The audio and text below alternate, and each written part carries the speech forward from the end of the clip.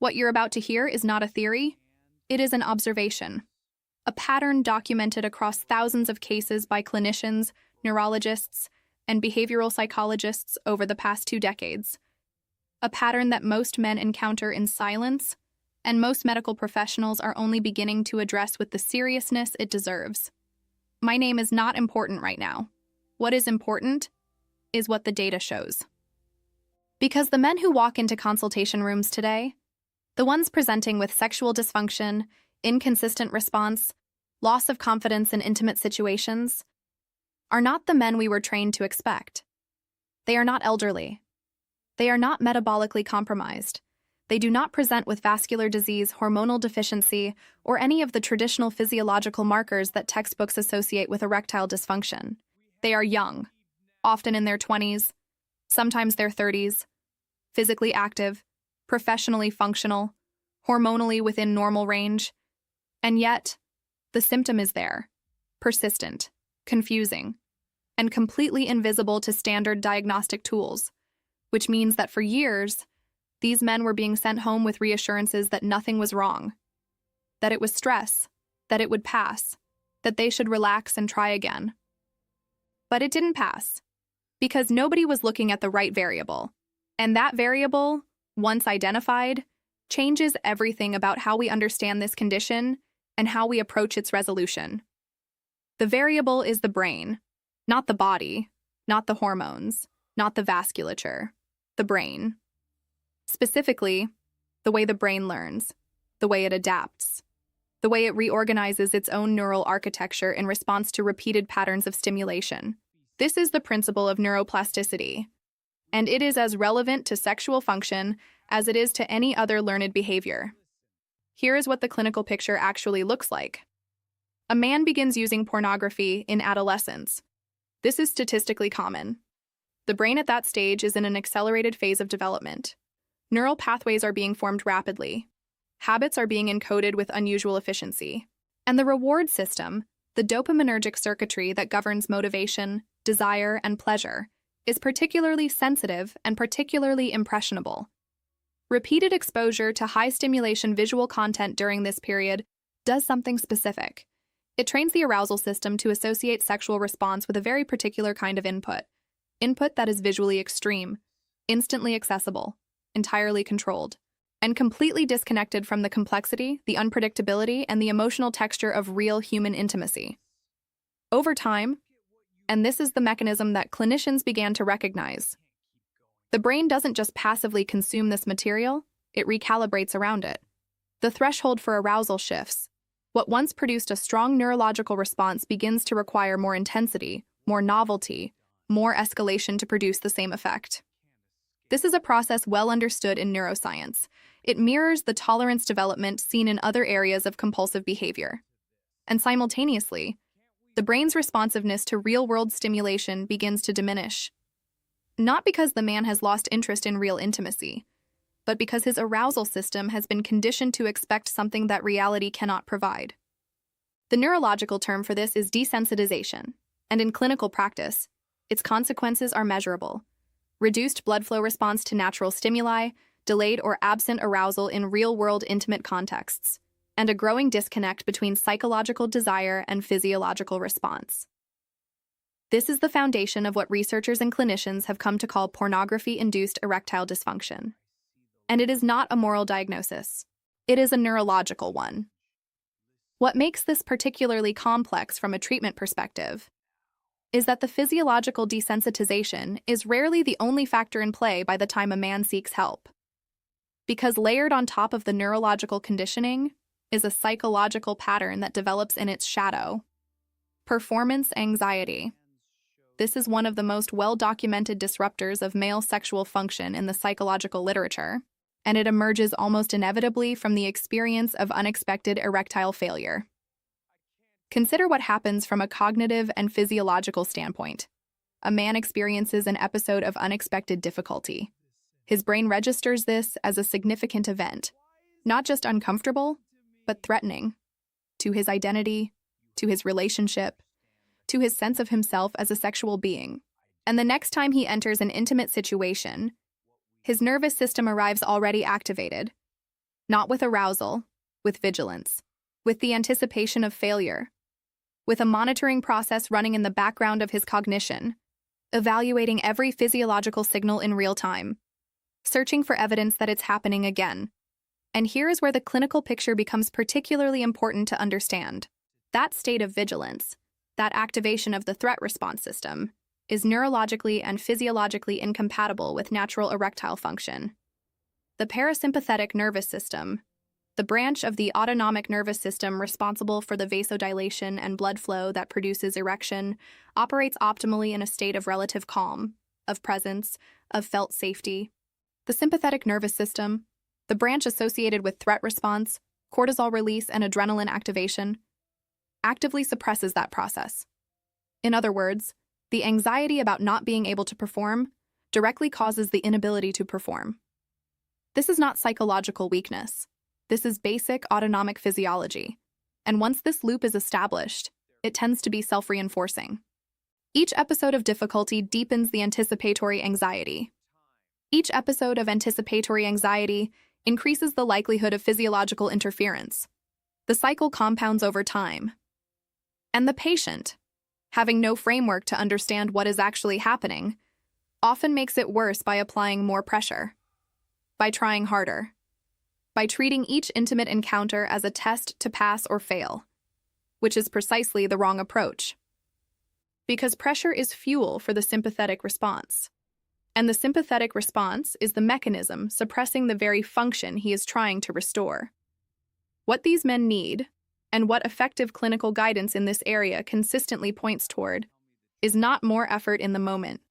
It is a structured reduction in the conditions that created the problem in the first place. That process begins with what we refer to as stimulus recalibration.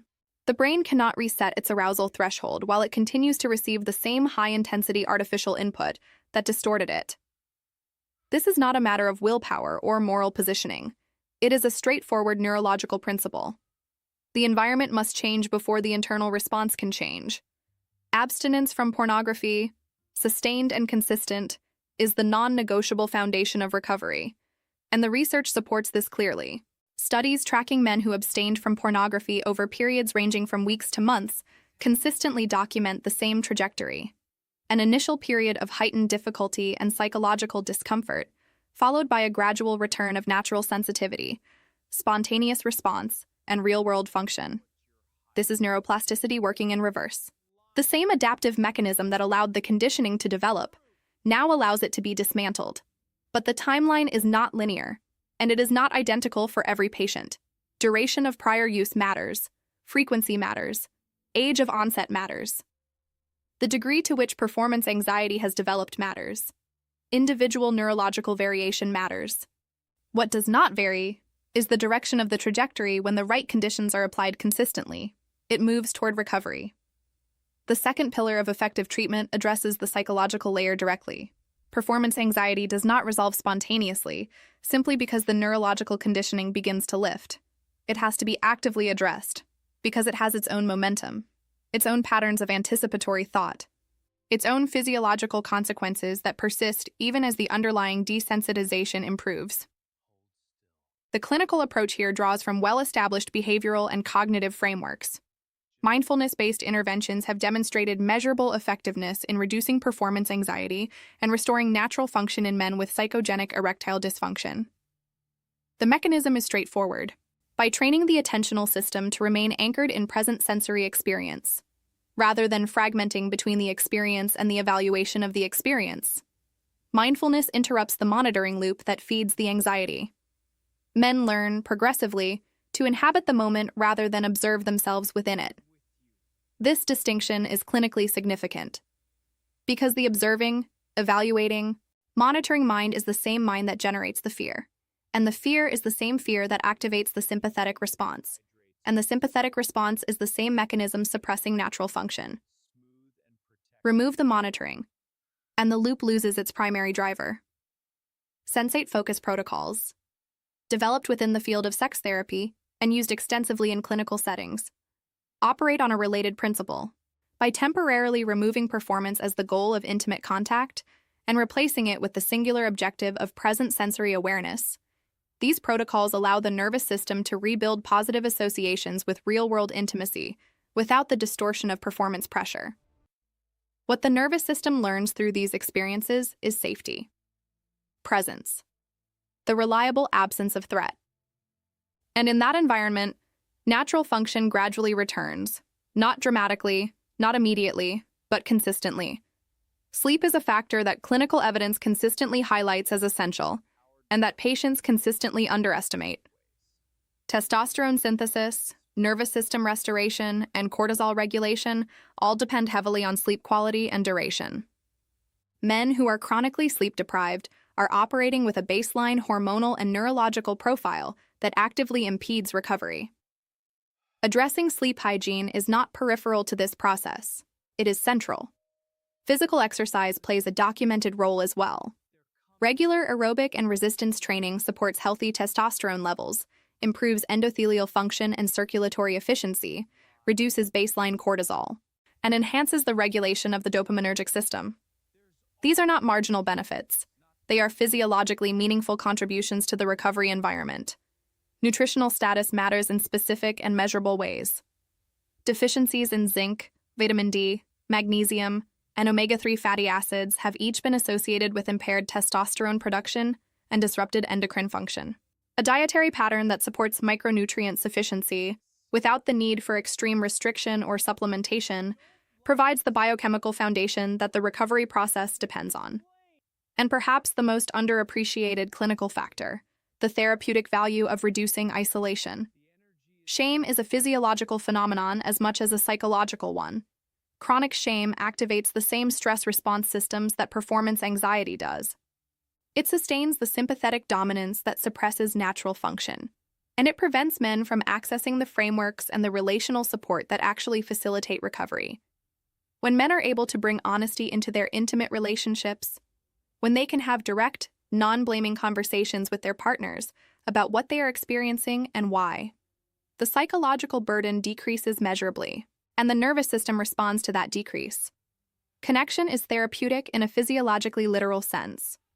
What I want to make clear, and what the clinical evidence consistently supports, is that this is not a condition that requires pharmaceutical intervention in the majority of cases where the primary etiology is neurological conditioning and performance anxiety. Phosphodiesterase inhibitors, the medications most commonly prescribed for erectile dysfunction, address vascular function.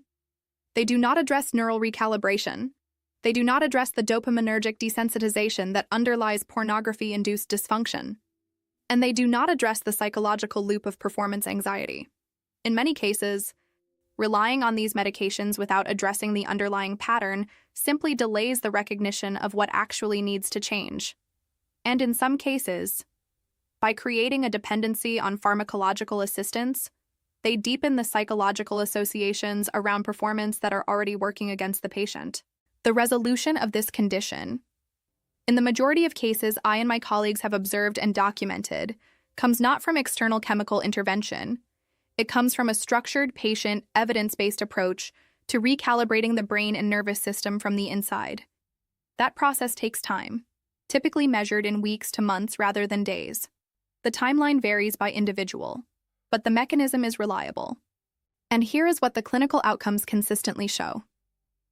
Men who commit to this process, who remove the artificial stimulus, who address the psychological layer directly, who support their physiology through sleep and exercise and nutrition, who reduce isolation through honest communication, report a progressive and genuine return of natural function. It is not a restoration to some imagined prior self. It is a recalibration to what the nervous system is capable of when it is no longer being overridden by competing conditioning. Spontaneous response returns. The monitoring, evaluating internal voice that dominated their intimate experiences becomes quieter. Confidence reemerges, not as a performance, but as a genuine felt experience of their own reliability.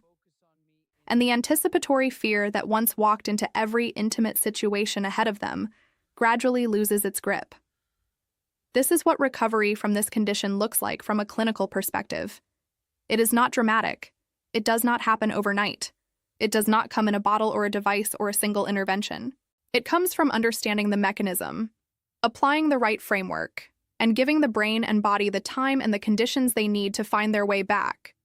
If what has been described here reflects your experience, the natural method outlined in the description below represents exactly the kind of structured, comprehensive, physiologically grounded approach that the clinical evidence supports. It is not a shortcut. It is the actual process.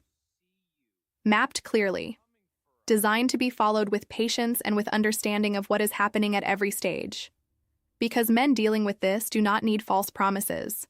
They need accurate information, a reliable framework, and the understanding that what they are experiencing, however isolating it feels, is a documented, understood, and reversible condition. The brain that learned this pattern can unlearn it. That is not optimism, that is neuroscience, and it is the foundation on which genuine, lasting recovery is built.